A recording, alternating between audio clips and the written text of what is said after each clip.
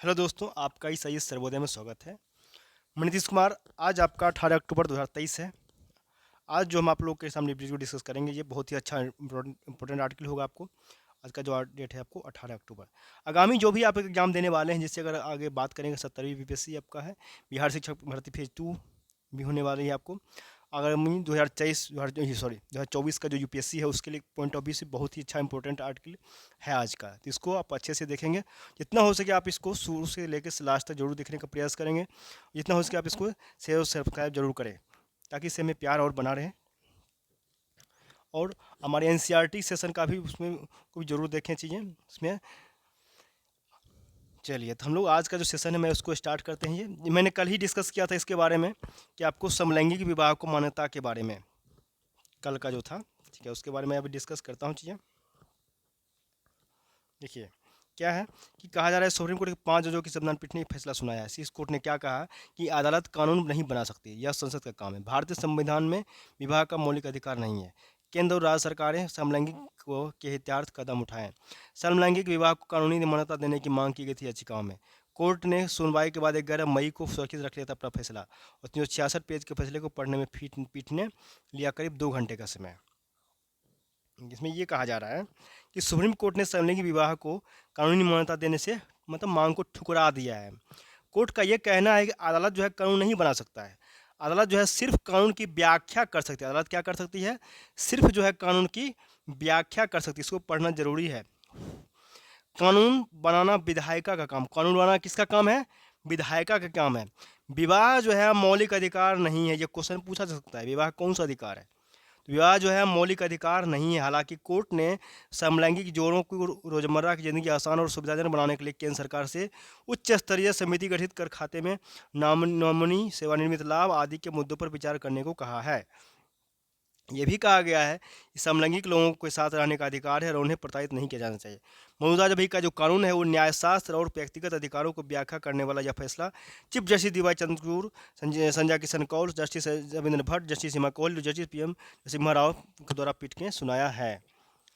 आगे बात करेंगे। कहा जा रहा है कि समलैंगिक जो है शहरी और अभिजात वर्ग ही नहीं, बल्कि भारत में ही ये प्राचीन काल से मनाया जाता है। मतलब जस्टिस चंद्रचूड़ ने समलैंगिक संबंधों को शहरी और अभिजात वर्ग की सोच बताने की दलीलों को फैसला में जवाब दिया है, और कहा है यह अभिचित्र शहरी या अभिजात वर्ग की चीज़ नहीं है। भारत में यह प्राचीन काल से जाना जाता है।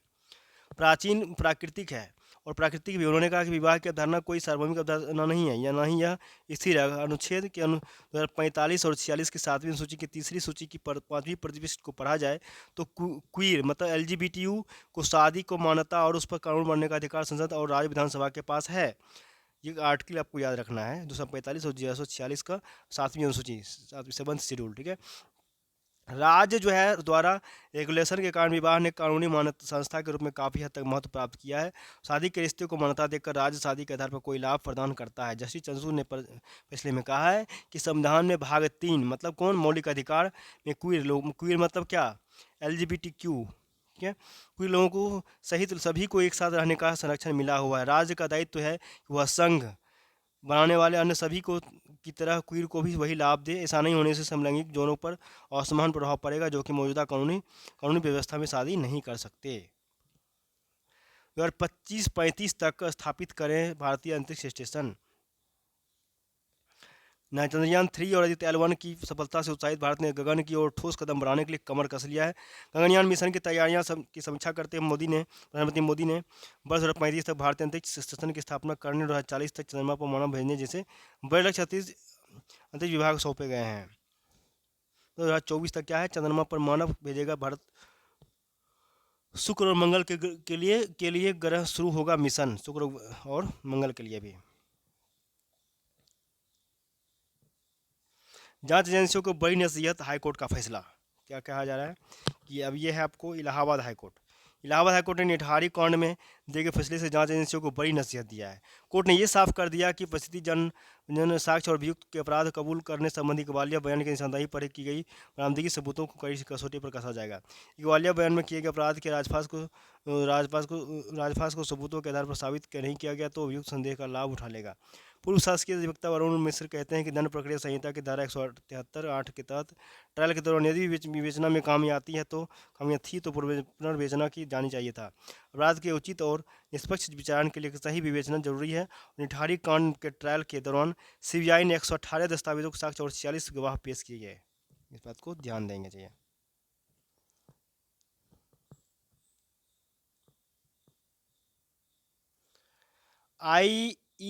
IMEEC क्या है? तो IMEEC इसके बारे में मैंने कल भी कुछ दिया है। IMEEC इसके बारे में प्रधानमंत्री मोदी ने मंगलवार को कहा कि India middle east Europe economic corridor, देखिए इसको फुल फॉर्म आप जरूर याद रखें, कोई भी पूछता है बीपीएससी में। India middle east Europe economic corridor IMEEC में वैश्विक समुद्री उद्योग को बदल देने की क्षमता। उन्होंने निवेशकों को भारत का भागीदार बनाने के लिए आमंत्रित किया है, जिससे वे इस पहल का हिस्सा बन सके।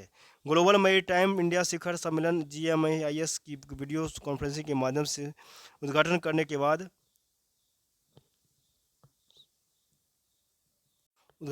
मोदी ने कहा कि भारत G20 के शिखर सम्मेलन में IMEC के ऐतिहासिक सहमति बनाने में समर्थ और सफल रहा है।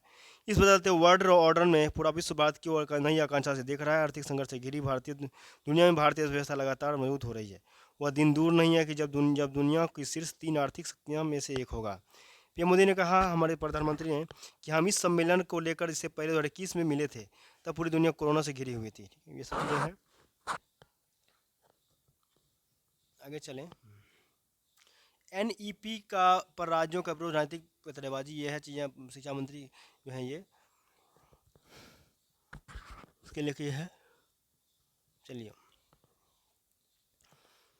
आगे चलते हैं। चीज़ें IMEC के लिए INCTC को नहीं छोड़ेगा भारत। G20 शिखर सम्मेलन के बारे में है कि दौरान पीएम मोदी ने अमेरिकी राष्ट्रपति जो बाइडन, सऊदी अरब के crown prince Mohammed Salman, France के राष्ट्रपति इमैनुअल मैक्रों, भारत मध्य पूर्व यूरोप कॉरिडोर IMEC के लिए समझौता किया। तो कई पश्चिमी जो देश हैं, जो विशेषज्ञ हैं, उनका कहना है कि अब भारत ईरान से रुख होते हुए यूरोप तक नेटवर्क बिछाने की योजना INSTC के लिए आगे नहीं बढ़ेगा।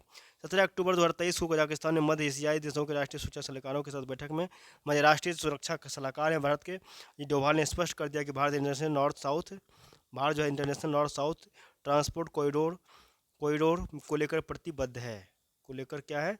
प्रतिबद्ध। इस बैठक में उज्बेकिस्तान और तुर्कमेनिस्तान ने इस कॉरिडोर में शामिल होने को लेकर सहमति जता दी है। कजाकिस्तान, किर्गिस्तान, तजाकिस्तान पहले से ही इसके सदस्य हैं। इस बैठक से जुड़े सूत्रों ने बताया कि INSTC में अब मध्य एशिया के 5 देश सदस्य बन गए हैं। इसके कितने टोटल बन गए हैं? तो 5 देश सदस्य बन गए। ईरान और रूस की तरफ से इसकी पहले से ही समर्थन मिल रहा है। कजाकिस्तान, किर्गिस्तान, ताजिकिस्तान पहले से ही इसके सदस्य हैं। कौन? कजाकिस्तान, ताजिकिस्तान और किर्गिस्तान। और ईरान और रूस की तरफ से पहले से ही समर्थन मिल रहा है। ऐसे में इसकी प्रायोगिकता को लेकर कोई संशय नहीं है। इस कॉरिडोर में भारत की तरफ से ईरान में निर्मित चाबहार पोर्ट सबसे अहम भूमिका निभाएगा। और बैठक में डोभाल ने सभी सदस्यों से आग्रह किया कि वे चाबहार पोर्ट के जरिए कारोबार करने के लिए आगे आएँ। और इस पोर्ट से भारत ने एक बड़ा टर्मिनल बनाया और आगे चलकर यहाँ एक पूरा आर्थिक क्षेत्र बनाने की मंशा रखता है, जहाँ से मध्य एशियाई देशों के स्टील, सीमेंट और जैसे उत्पादों की कम लागत पर आपूर्ति की जा सकती है।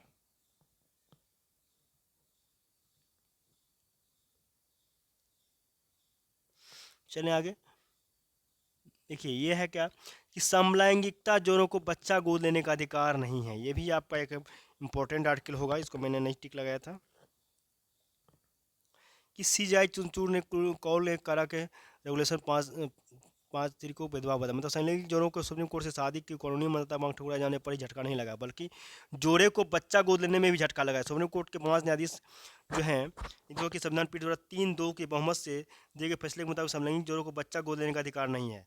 तो समलैंगिक जो जोड़ा होगा उसको बच्चा गोद लेने का अधिकार नहीं होगा। 5 न्यायाधीशों में प्रधान न्यायाधीश DY चंद्रचूड़ और जस्टिस संजय कौल ने अविवाहित जोड़े के बच्चा गोद लेने पर रोक लगाने वाले सेंट्रल एडॉप्शन रिसोर्स अथॉरिटी कारा के रेगुलेशन 5(3) को भेदभाव वाला बताते हुए गलत ठहराया है। जबकि जस्टिस रविंद्र भट्ट ने कारा के नियम 5(3) को वैध ठहराते हुए अपने फैसले में कहा है कि इसे अवैध नहीं ठहराया जा सकता। जस्टिस भट्ट के फैसले से जस्टिस पीएम नरसिम्हा और जस्टिस कीमा कोहली ने भी सहमति जताई। कोर्ट के समक्ष कारा के रेगुलेशन 5(3) का मुद्दा भी विचार के लिए था। समलैंगिक शादी को कानूनी मान्यता की मांग करने वाले याचिकाकर्ताओं का कहना था कि कारा का यह नियम वैवाहिक जोड़ों के बच्चा को लेने पर रोक लगाता है। मामले में देख लेंगे चाहिए। अब यहाँ है कि कोर्ट को विशेष विवाह अधिनियम रद्द नहीं कर सकते सुप्रीम कोर्ट। यहाँ है कि जो विशेष अधिनियम है वो रद्द नहीं कर सकते सुप्रीम कोर्ट। सुप्रीम कोर्ट के समलैंगिक विवाह को कानूनी मान्यता देने का अधिकार आदेश देने से इनकार करते हुए फैसले में कहा है कि वह विशेष विवाह अधिनियम को रद्द नहीं कर सकता है।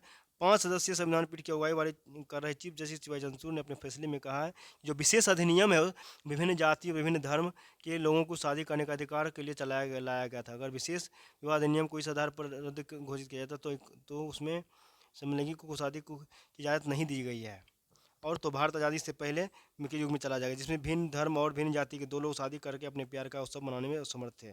जस्टिस चंद्रचूड़ ने कहा है कि इस फैसले का प्रभाव न सिर्फ राष्ट्र को वापस उस युग में ले जाना होगा जब यह सामाजिक असमानता और धार्मिक असहिष्णुता के युग में डूबा हुआ था, बल्कि यह अदालत को भेदभाव और पूर्वाग्रह खत्म करने में एक ही कीमत पर दूसरे का चयन करने की ओर भी धकेलेगा।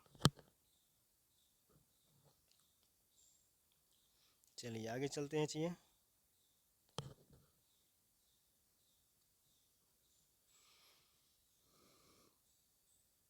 समय पर न्याय न मिलने का दुष्परिणाम। देखिए कहा जा रहा है कि समय पर न्याय न मिलने का दुष्परिणाम कुछ घटना घटा है। गणेश चतुर्थी के पावन अवसर पर देश में नई संसद का श्री गणेश हुआ। अरे शासकों का बनाया पुराना संसद भवन व्यापक स्तर पर मरम्मत की मांग कर रहा था।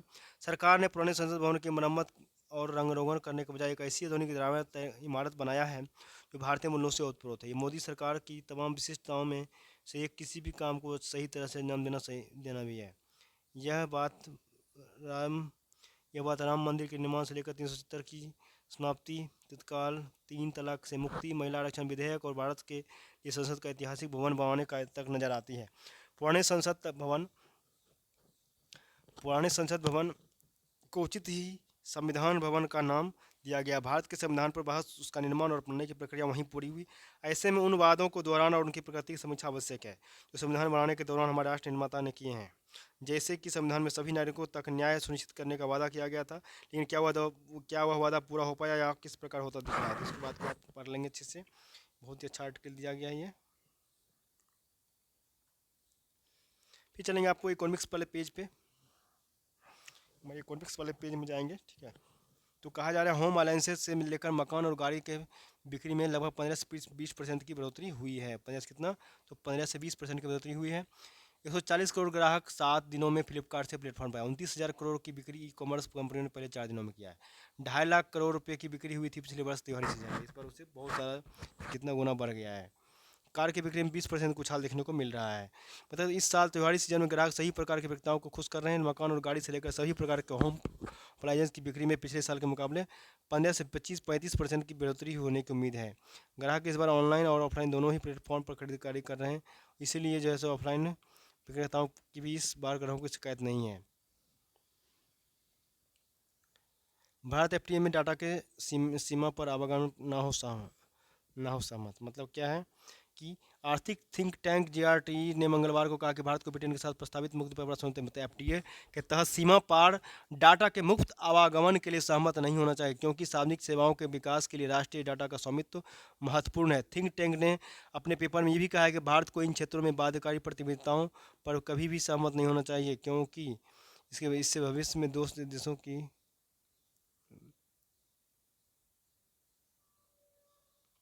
ठीक है नीतिगत संभावनाओं के द्वारा बंद हो जाएंगे। ग्लोबल ट्रेड रिसर्च इनिशिएटिव जीआरटीआई ने कहा है कि यह एफटीए व्यापार के प्रति भारत के दृष्टिकोण में एक परिवर्तनकारी बदलाव का प्रतीक है, जो अपना ध्यान पूर्व से पश्चिम की ओर ले जा रहा है। समझौते के लिए दोनों देशों के बीच बातचीत अंतिम चरण में है और इस महीने के अंत तक समझौते का अंतिम रूप दिए जाने की उम्मीद है। इस महीने के अंत में दोनों इसमें जो है सो अंतिम रूप दिया जाएगा। आगे चलें। परंपरा और प्रौद्योगिकी के मेल से भारत को मिलेगा विश्व मंच पर उचित स्थान। मतलब क्या है कि वियतनाम में भारतीय समुदाय से मैं बातचीत से विदेश मंत्री जयशंकर ने कहा कि आपने मुझसे पूछा कि भविष्य में क्या है, तो आप जानते हैं कि भविष्य एक हिस्सा परंपरा है और दूसरा है प्रौद्योगिकी। भारत जैसा समाज परंपरा और प्रौद्योगिकी को एक स्थान लाने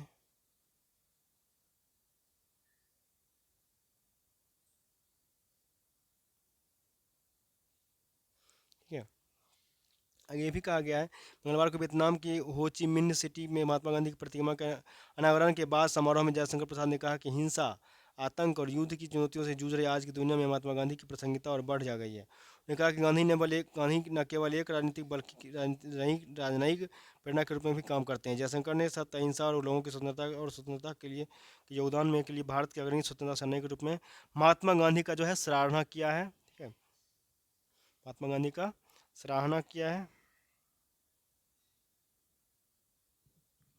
ठीक है, चलिए तो हम लोग आज का जो टॉपिक था हम लोगों ने डिस्कस किया, हो सकता है इसमें आप लोग हम लोग जनसत्ता भी शामिल करेंगे। ठीक है, तो आप उसको भी देख लेंगे चीज़ें, उसमें भी और अच्छे एक या दो आर्टिकल उसमें अच्छे रहते हैं एग्जाम के पॉइंट ऑफ व्यू, खासकर मेंस के लिए, तो इसको आप उसको डिस्कस करेंगे। और ये आगे से आप लोगों से ये प्यार यही का आप लोगों से ये गुजारिश है, जितना हो सके आप लोग शेयर जो करने का जरूर प्रयास करें। इससे अच्छे अच्छे सेशन आप आगे आने वाले हैं और आगे, तो इसके लिए कि आपको बहुत ही अच्छा साबित होगा जो आगामी टीचर के भी एग्जाम देंगे 6 to 12 जो भी सब में। तो इसलिए इसको जितना हो सके शेयर कीजिए, सब्सक्राइब कीजिए और दोस्तों लोगों में शेयर कीजिए, दोस्तों जो अपने परिचित हैं।